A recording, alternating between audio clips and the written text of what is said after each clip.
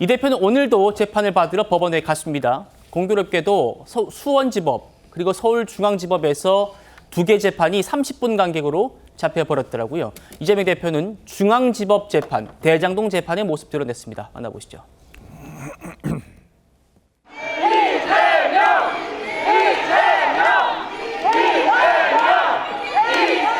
대북 송금 재판부 재배당 요청을 왜 하신 겁니까?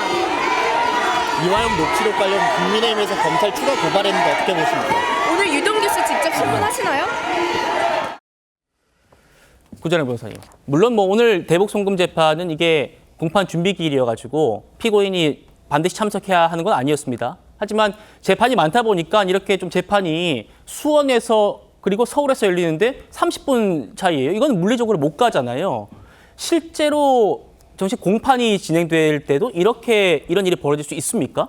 사실 이제 일정을 조율을 하기 때문에 이 정도까지 충돌되는 일은 그렇진 없고, 않군요. 그렇죠. 그리고 정식 공판 절차에선 피고인의 출석이 의무입니다. 무조건 출석해야 되기 그렇죠. 때문에 그때는 물리적으로 출석할 수 없는 경우에는 날짜를 조율을 해가지고 할 텐데 아마 당 대표로서 제대로 된 업무를 처리하기엔 물리적으로도 한계가 있다. 분명히 이 부분에 대해서는 민주당 내부에서도 이게 업무 수행이 제대로 안 되지 않느냐에 대해서는 이의 제기가 있어야 되거든요. 근데 그거에 대해서 아무 소리 못 하고서 당무나 재판이나 어느 쪽도 문제 없다라고 하는 거는 사실 실제하고는 맞지 않는 얘기다. 그러면서 또 법정 연금이다라는 말까지 만들어가지고 또 법원과 또 정부를 공격을 하고 있는데 사실 그런 얘기를 할 것 같으면 스스로 물리적으로 이게 당무 보기가 어렵다라는 걸 인정을 해야 되잖아요. 그리고 법정 연금에 대해서 부당하다라고 주장하는 것도 말이 안 되는 게 그런 재판을 계속 출석해야 되는 상태는 이재명 대표가 혐의가 워낙 많기 때문에 그렇습니다. 예. 그거에 대해서 인권 침해다 이런 식의 주장까지도 하고 있는데 인권 침해가 아니라 이때는 사람의 보다 그냥 피고인으로서의 지위에 맞게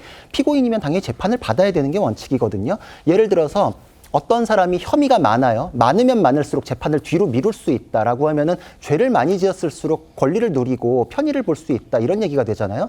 어떤 사람 같은 경우에 예를 들어서 불구속 재판으로 40년 뒤에 판결 선고가 나온다라고 하면 그 사람 천수를 누리고 실제 생활에서 아무런 불이익을 누리지 않습니다. 그러니까 재판은 느릴수록 피고인에게 그만큼 안 좋은 이득이 돌아가기 때문에 신속하게 진행될 필요가 있고 그럼에도 불구하고 재판을 뒤로 미뤄가지고 나에게 이런 여유를 달라라고 주장하는 건 죄를 많이 지어서 재판을 많이 받는 사람이 할 얘기는 아니다 이렇게 생각을 합니다. 예. 어제 재판에서는요. 이재명 대표 측이 법원에 로비를 했다는 그 이화영 녹취록 속의 내용과 비슷한 증언이 나와서 눈길을 또 끌었습니다. 유동규 전 본부장 얘기인데요. 어제 증인으로 나왔어요. 자, 김만배 씨가 이재명 대표의 선거법 1심 판사에게 2018년 선거법 관련해서 나 돈 많이 썼어 라고 말을 했다. 그 김만배 씨가 1심 판사한테 친구 통해 180억 원의 사업 자금을 대줬는데 2심 판사는 찔러도 피 한 방울 안 나온다고 말합니다. 그분이 300만 원 선고 대법원 갔다. 그러니까 1심 판사, 2심 판사에게 모두 뭔가 로비를 했다. 1심 판사는 통했고 2심 판사 안 통했다. 이런 얘기를 지금 했어요. 그러니까 이제 김만배 씨 측 변호인 그리고 이재명 대표 측도 근거 없다. 그 말을 믿었느냐? 이렇게 또 반발하는 그런 일이 있었는데요. 강선필 부위원장님. 네. 어제 이제 그 법원 로비 이런 얘기가 또 나오다 보니까 네. 사법부 재판부 판사가 아니 왜 사법부의 명예를 왜 두 분이 이렇게 얘기를 하고 계세요라고 또 제지하는 일도 있었다고 합니다.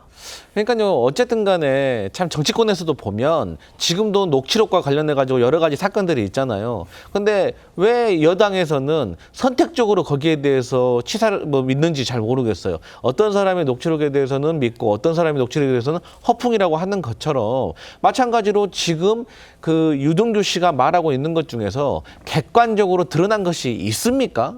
그러니까 이게 객관적으로 드러난 것이 있어야 여기에 대해서 처벌할 수가 있는데 이런 식으로 다들 전언만 가지고 내용만 한 사람의 일방적인 주장만 가지고 이렇게 이재명 대표에 대해서 정치적으로 공세를 펼친다는 것은 조금 과도하지 않나? 좀 그런 생각해 봅니다. 알겠습니다.